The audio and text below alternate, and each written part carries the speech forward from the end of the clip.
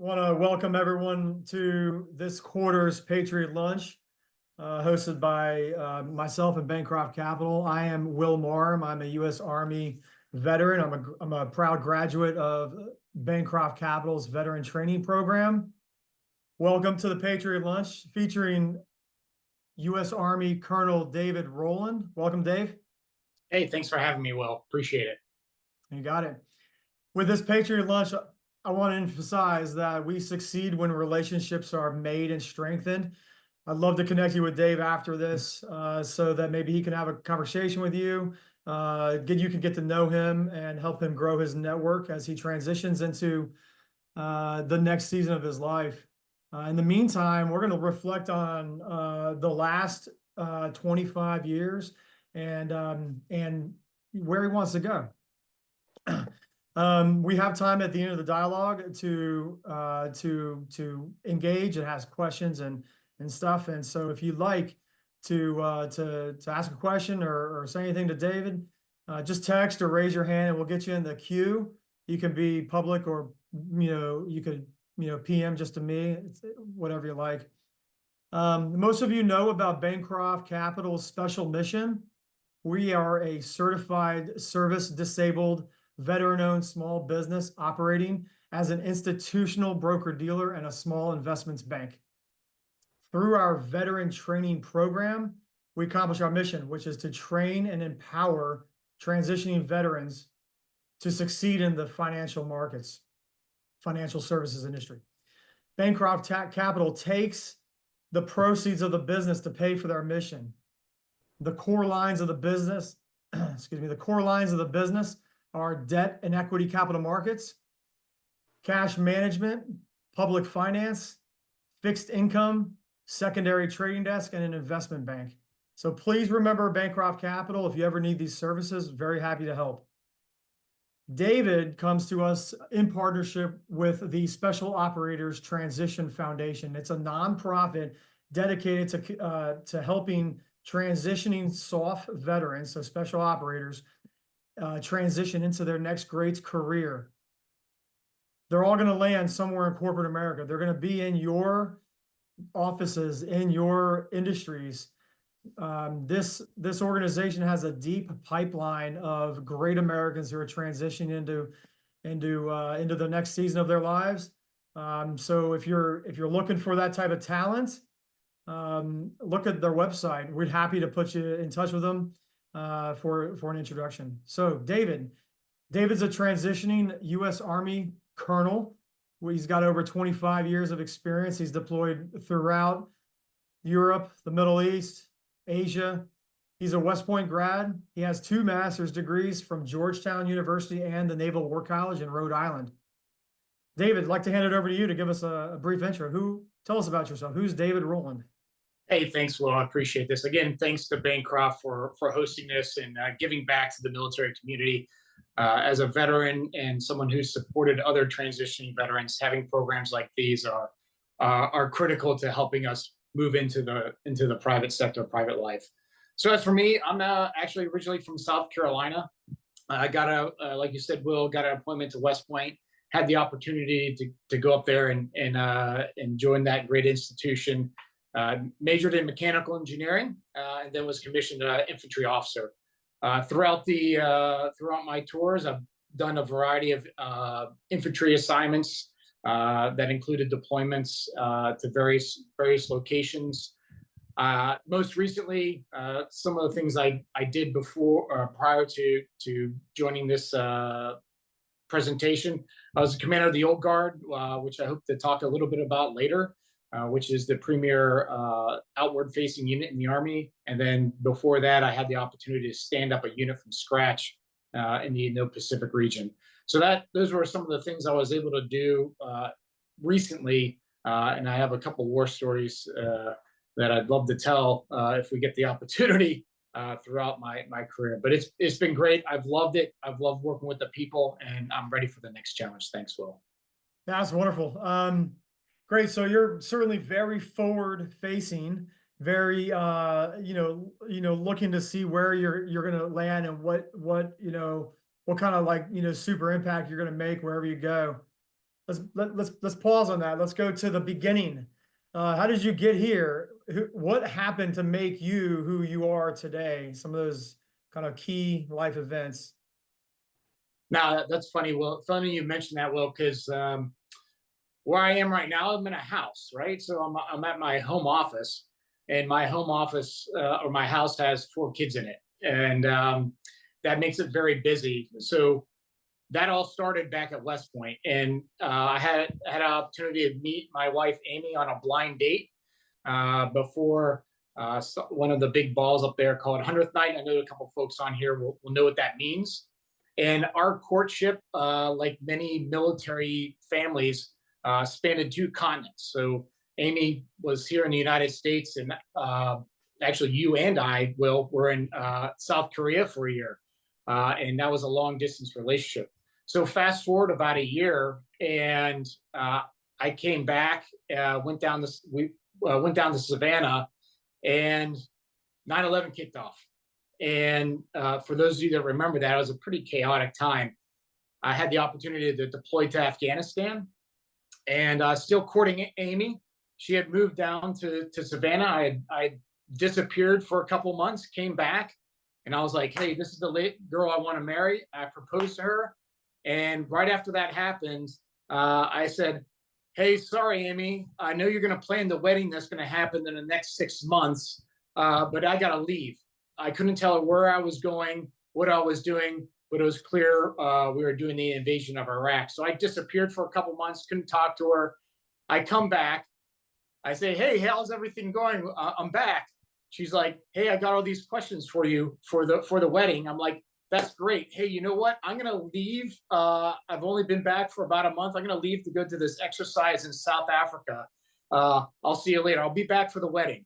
So I left for another month, came back, and then we got married, and then immediately moved to Fort Benning, Fort Moore, now called Fort Moore, Georgia. So that's like how I got started. And then my career took off from there. But I tell that because it's a little glimpse for folks on the sacrifices that our families make as we come and go in the military. It's a lot of going to do our mission overseas. So it was a wild beginning, to say the least. And you're at, what are you at, 21 years now, are you, in marriage with Amy? Let's see. Yes. Sorry, no, sorry. Oh. I didn't mean to put you on the spot. No, end of the month. Thanks, Will. End of the month. We celebrated our 20-year last year, which was very, very fun. So it was a big milestone. Thanks for the reminder on making sure I have a good idea for my anniversary at the end of the month. That was awkward, my bad. We'll never do that one again. Okay, wow. So wow, like so many skill sets there that you guys demonstrated and are important to highlight about who David is: dedication, commitment, faithful, perseverance, communicate as best you possibly can when the job allows you to, and I can only imagine how hard that is for Amy to have been like, you can't tell me where you're gonna go. And so she's like trying to piece it all together, and of course all the girls, the wives and the girlfriends talk, and congrats to you for that. That was a wonderful summary of who David Rowland is. Thank you. And so clearly you've talked about the many deployments you've had, and some of that. You've got, I know you've got a bucket of things that you can remember and you want to talk about, that were hard or awesome or whatever. Talk to us. Give us your best, or one of them. Well, I'll give one of them, Will. Hopefully it's a pretty good one. Yeah. After Amy and I got married, we had the great opportunity to go over to Italy. And I tell people, Amy lived in Italy for 4 years, and I had the opportunity to visit her. And that's because I spent a lot of time over in Afghanistan, and then, of course, training in Italy and training in Germany. There was very busy times. This was back in 2004, 2008. And it was also a very difficult time for us in terms of finding the enemy, and that was something that we did pretty well when I was part of the historic 173rd Airborne Brigade, which is a unit infantry brigade that's stationed in Italy.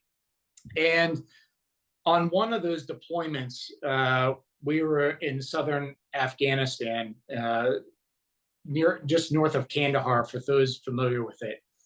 And the command, we had a great working relationship with the aviation task force there, and we were able to use the intelligence that we had to kind of pinpoint where we thought the enemy was in the mountains of Zabul province. And what we were able to do is, put a group of soldiers together, get them on an aircraft, and move to a target location.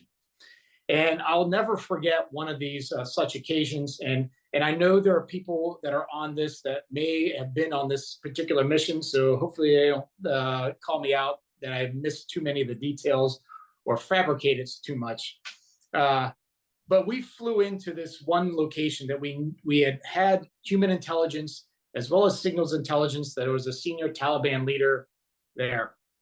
And we put our assault package together and we landed. And at this village, and there was nobody there. Like nobody. So if you imagine like the war movies that you watch, and the characters always say, hey, it's too quiet here, something's going on. And that was our assessment.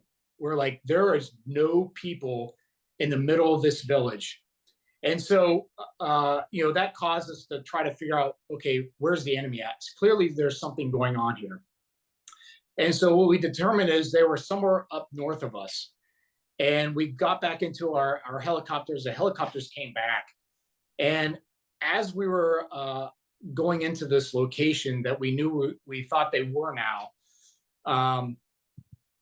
the aircraft started to move back and forth. And I get on the headset, and you could hear the pilots, because we're in the back sometimes, so we don't know what's going on.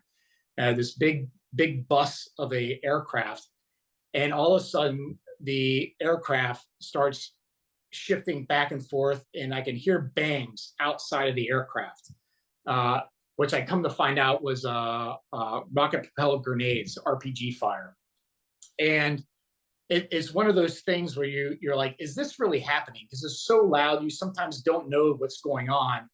And all of a sudden, the aircraft lands really hard, and we all, do what we were trained to do. We run out the back, and the aircraft takes off, and I see these big black puffs of smoke going after the aircraft, which, for those of you who've been there, that's RPGs exploding next to the aircraft.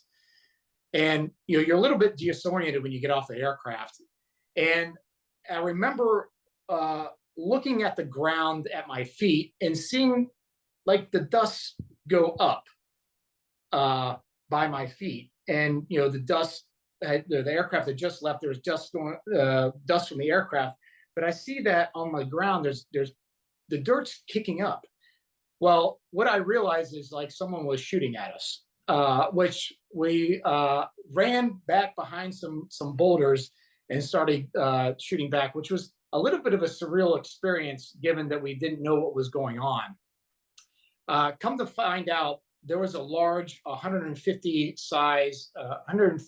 person Taliban force in the area. So this turned into a big fight for us.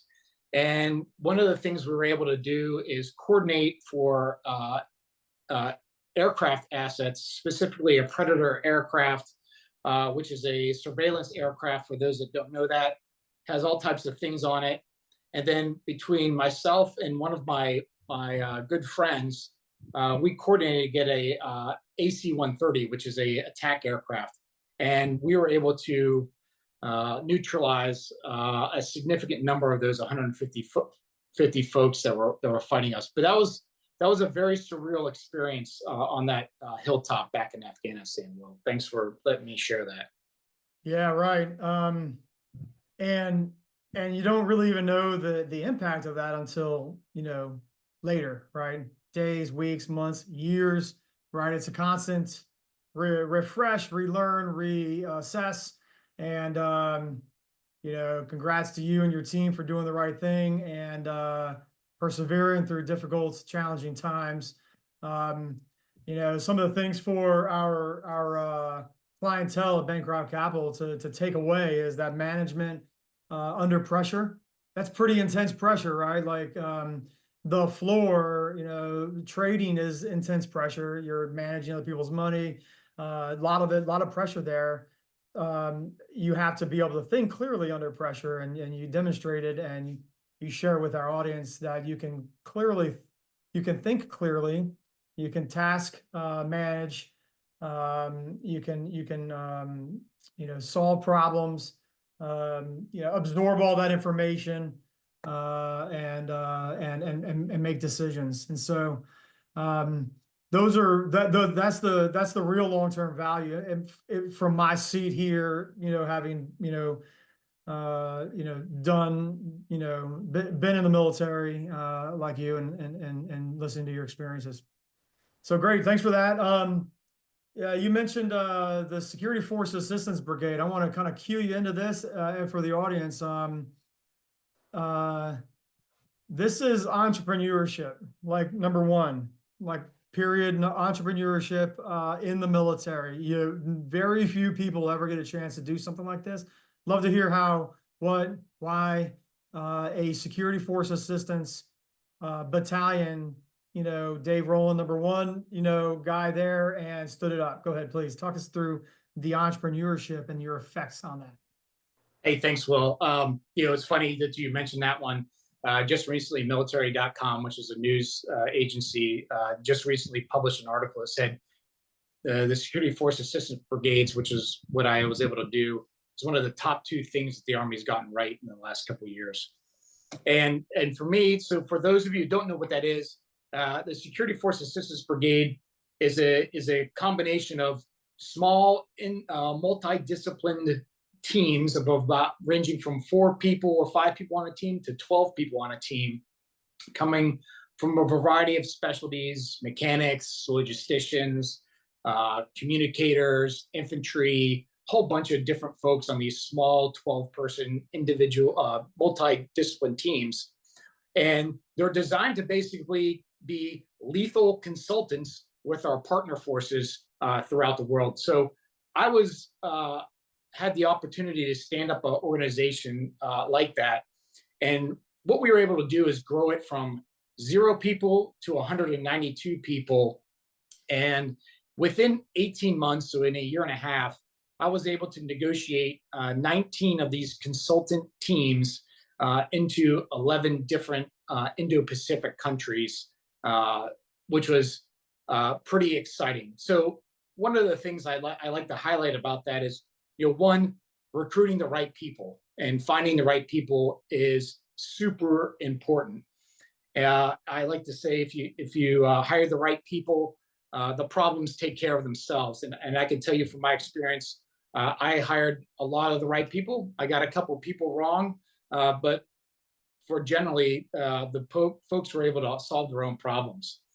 And one of the things we were able to do is negotiate our way into these countries.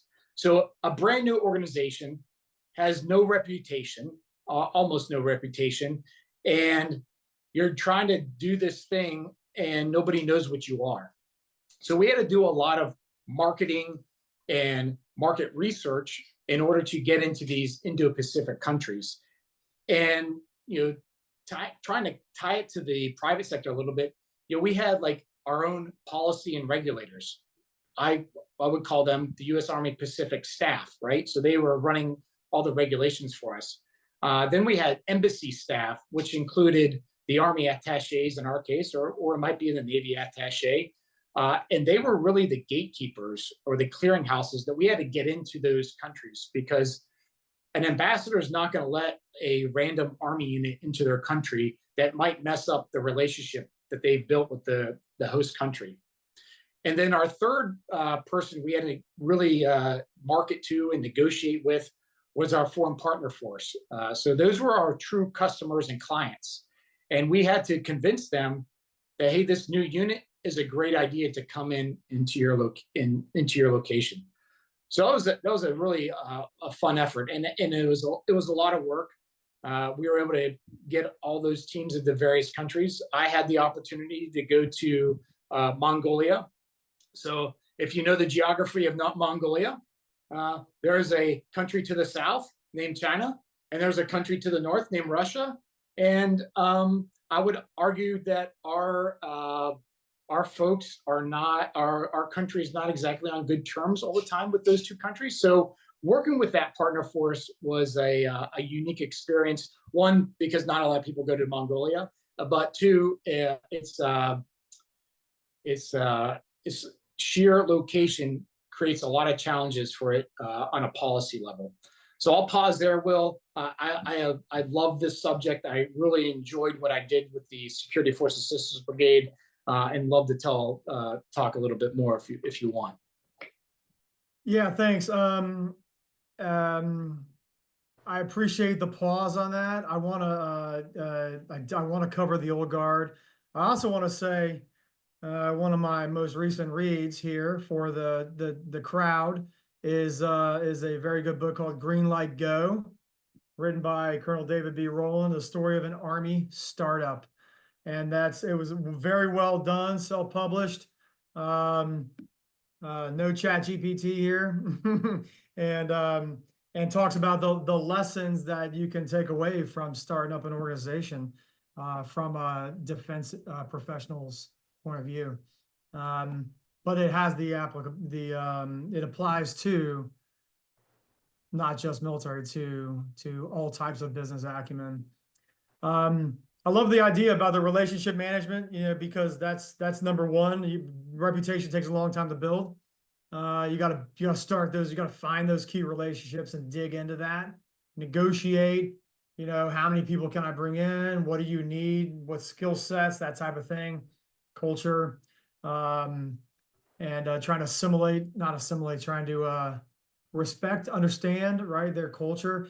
Real briefly, Mongolia. Very curious. What was the most culturally dynamic thing that you probably didn't expect until you landed and you realize that, oh smokes, it's a major cultural item for the Mongolians. With the Mongolians, so they're exceptionally proud of their international missions. So that's something that they're trying to do. So it'd be the Army culture. I would say for this one is they're very proud of their third offset policy. So their idea of, okay, yep, geographically we have some neighbors that are not always friendly to us or friendly to the people we want to work with. And so the Mongolians actually work very well with the United Nations and volunteer for all of those missions. And that's one of the reasons that they go to, they volunteered to go to Afghanistan. They volunteered to do South Sudan. So their army is very, very proud of being able to do that and being a part of the international community. So from a military standpoint, that's something that they're very proud of. Now, something culturally that I wasn't expecting, there are a bunch of, it's a nomadic culture, right? Because if you look at the terrain, they're very nomadic, so they get around to a lot of places. Yeah. And I would say that culturally, the most surprising thing I saw was I've seen Priuses drive in places in mud and snow without a four-wheel drive that I would rival with some of the Ford F-150s that I've seen going off-roading in some of places in the United States. And these Priuses were carrying families of 6, 7, or 8 when they shouldn't have been. So that was something I had never seen before. You can go off-roading with Priuses, I'm convinced. And they're also getting 50 miles a gallon. Yeah, they're doing great. They're doing great. Well, so you're saying there's a cultural driving ability, a driving skill there that they can just take whatever vehicle that turns on and make it do what they want it to do. Well, one of the things, Will, is it's such a nomadic, and it is also a very poor country. There's not a lot of roads. So once you get out of Ulaanbaatar, UB, if you got to go somewhere, there might not be a paved road there, and you're going to get there anyway. And that's what the Prius does as an off-road vehicle. With tiny tires. So for the audience, briefly later on your own, Google internet search Afghan jingle trucks, like Jingle Bells jingle trucks, and you'll see, you know, the Afghan version of the Prius in Mongolia. Dave, you've been entrusted at, you know, every level of your every rank and responsibility to lead our nation's soldiers, our treasure and our talents. Your most recent job, as you mentioned earlier, was to command the 3rd Infantry Regiment, our oldest regiment in the Army, in the military. You made a huge impact on soldiers' lives, their families, and untold amount of Americans who come to witness to the ceremonies and events that you and your men and women did. A lot of service, a lot of sacrifice. You didn't train to do this until you jumped into the job and you figured it out. Can you give us an overview of the Old Guard, your time there, and your kind of post thoughts on it? Hey, thanks, Will. So I'll start with the beginning, as you would say, from a position of learning, and as I go through this transition process, I have to move to a position of learning on skills and things that I've never done before. But I would argue that I've been doing it my whole life, and the Old Guard was no different. The Old Guard is known for its precision, appearance, and standards and discipline, and our uniforms are measured with a micrometer. So if you could think of what a micrometer is, you're measuring things with millimeters. And I had to learn how to stand. I had to learn how to walk. I had to learn how to do things that I thought I knew how to do all the way back to West Point that I've never done before. And someone was retraining me, and I was learning from young soldiers, captains and non-commissioned officers. This is how you stand. This is how you walk. So you talk about, moving from a position of learning. And so the Old Guard, and I love the Old Guard. It was a great experience there. It's the most outward-facing unit in the Army. We connect with the American people, whether it's at the Twilight Tattoos, and I encourage you during the summers on Wednesdays at 7 p.m. Fort Myer. Great performance by the Old Guard in concert with the U.S. Army Band. We tell the Army story. We tell our Army story about how the Army came about, what it is today. We're part of that. And what we're most known for is our service in Arlington National Cemetery, or the opportunity to render final honors to not only Army, but Marine, Navy, Air Force, and Coast Guard veterans there. And for anybody who's ever been to Arlington National Cemetery, not only is it a place of rest for our veterans, our heroes, it's also a place that visitors come to. Americans go to Washington, D.C. on various trips. One of the top places they go to is Arlington National Cemetery. And that's where they get to see our soldiers perform those honors and marching. But that's how they interact with our American people and connect to the American people. And it's one of those places that, when you get married, that photographer only has one shot to get that right. That wedding ceremony is never going to happen again. And I would argue that's the same thing for the Old Guard in Arlington National Cemetery. They're going to perform to perfection every single time with zero room for error in Arlington National Cemetery. So that was a great experience. And, some of the other things we got to do besides, be at the Tomb of the Unknown Soldier and do various things, is also we got to perform on the South Lawn for the President of the United States. So you talk about very, very high pressure on performance. One of the things that goes into that, a lot of people see the end state, but they don't see all the work that goes on beforehand. And one of the things that I was responsible for, and I'm really proud of this, is we did the first state arrival for the Biden administration after a 3-year gap, primarily due to COVID and the administration change. That coordination with the White House staff, the other military services, and a little bit with the press, getting that right the first time was exceedingly a lot of work, a lot of negotiations, because there's a lot of different agendas on who wants to do what. But I can say that we were able to demonstrate value not only to the White House staff, but to the President of the United States himself, that said, hey, we haven't done this in 3 years. The military and the old guard can perform so exceptionally well. We're going to do more of these. And we built that trust and confidence in our organization that I had the opportunity to escort 5 more heads of state afterwards on those ceremonies. And that's a really neat experience. A little bit of pressure, only all the national and international press with cameras almost as close as from me to the camera I'm talking to. I can tell you it's a very weird feeling stepping on into the South Lawn and doing that mission for the President of the United States. Very, very, very exceptional. No, I'll pause there, Will. It was a great experience. Yeah, I bet it was. So you have, I guess you go back to the basics, right? You've got this, your head of state, I think was it the Japanese prime minister?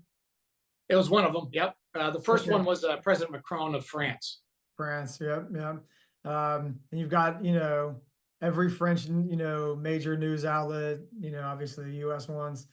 And you go back to your basics, right? Which is your uniform. That's you relearned how to stand and walk in the ceremony, and drill that to perfection.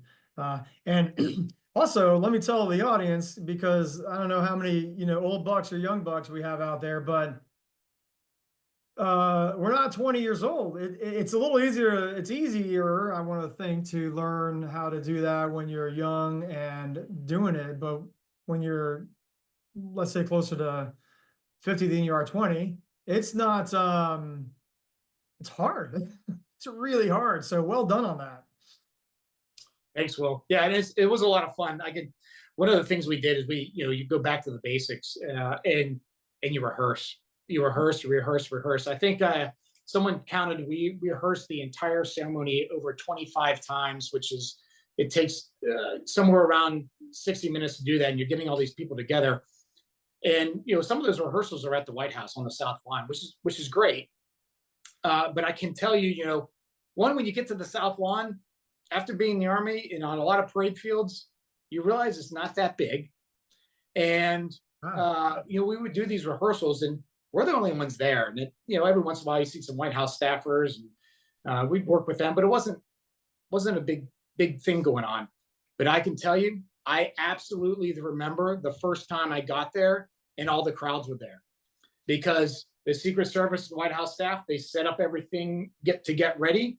And no kidding, right behind me is a 2.5 tier press pit that has cameras there. And all of a sudden, that big, quote, big area on the South Lawn feels very, very tiny, because you're under the microscope of just about everybody. And I always remember there was a sequence of events, and I remember when the president's cabinet will come out as they wait for the president before the president arrives or comes out. And you know what? Every one of those cabinet members, from the vice president all the way through, they come out there, and I feel like they're eyeballing. I always felt that they were always looking directly at me to see if I did anything or moved. Yeah, yeah, the heat's on. Yeah, applaud you for that, and also thank you for leading such a unique and remarkable unit and with the old guard. So congrats to that. We're going to start wrapping it up here for the audience. We've got about 5 minutes left, a little bit more. I'd like to open it up for dialogue, for questions. If anybody has any questions, there's been, we might have some start popping in here. I'll pause for for anybody to PM me or unmute and just ask. And then in the meantime, you had some fun, I want to talk about the transition, your transition. We could talk war stories. We could talk lots of different kind of angles on this. How are you approaching your transition, Dave? So people know, transition into corporate America. How can you, where are you looking? What area in the country? What arena in the business place?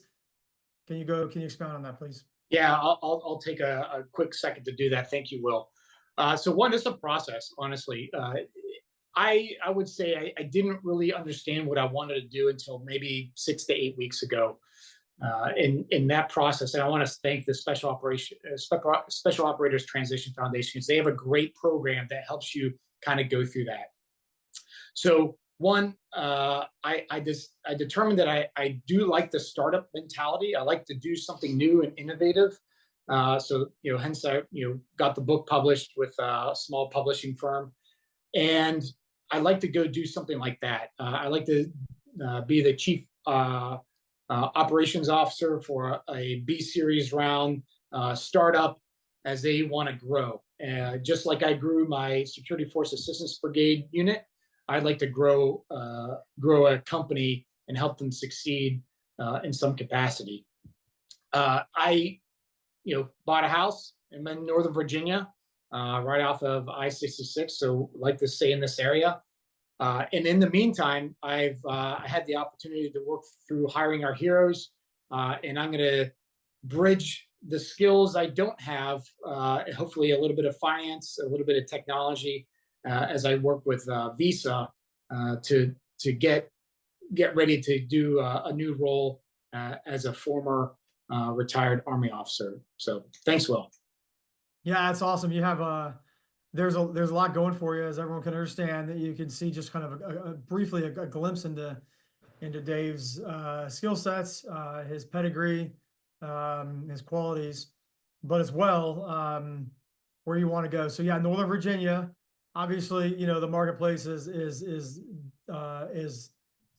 smaller now in terms of you can reach out and touch any industry and location, either through travel, remote, and relationship building. So there's a lot there. Highly recommend the audience to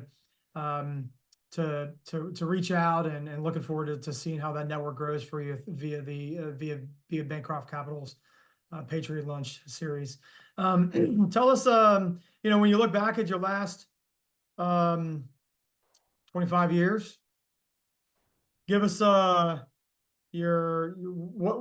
are you most proud of?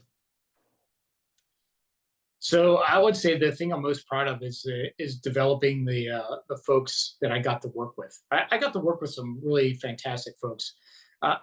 Recently, folks asked me, "What was your favorite assignment?" And my response is all of them, because I had the opportunity to work with some amazing people, and growing people to see them succeed in whatever field they chose, whether it was in the Army or outside of the Army. I would say that was something that I really enjoyed. And one of my old bosses used to say, "Hey, be a good ancestor," and that's what I was trying to do. I was trying to be a good ancestor, so that either folks in the Army, they were going to keep doing great things for the Army, or even if they left the Army, they would still continue to do great things for the United States of America. Yeah, well done. Thank you. So we're going to wrap it up now. To our friends in the audience, we hope this Patriot Lunch has provided you an opportunity for a nice, small, intimate dialogue with a highly accomplished U.S. military veteran. Dave, thank you so much for your time here. Dave has freely chosen to dedicate his life to serve and sacrifice for our nation and our way of life. So don't ever, please, anyone, don't ever take for granted the freedoms we have, the freedoms, all the Bill of Rights straight on down. Guys like Dave and the people that he worked with and led, gave up their freedoms to go protect yours. So David, thank you on behalf of Bancroft Capital, corporate America. Thank you for your service and sacrifice. Hey, thanks to Bancroft. Really appreciate this. Please feel free to reach out to Dave. I'll follow this up with a replay link with his contact info, so you can help him better. He would love to reach out to you to understand your industry, your roles, what that looks like day to day type stuff. Very basic, just to provide that understanding to him as he helps frame out the what next, the big question of what next. Stay tuned for the next Patriot lunch. It'll happen in mid-November, sometime before Thanksgiving and after Veterans Day. Feel free, please, to forward this invite out to your company, to your ERG dentist, to your network. Share the good news of these veterans. It's really important to get their story out there, and to highlight Bancroft Capital's mission, which is to empower military veterans who are transitioning into their next successful career. Hope you had a great time. Thanks for everything. See you in November. Dave, thanks a lot, buddy. Hey, thanks, Will. Appreciate it.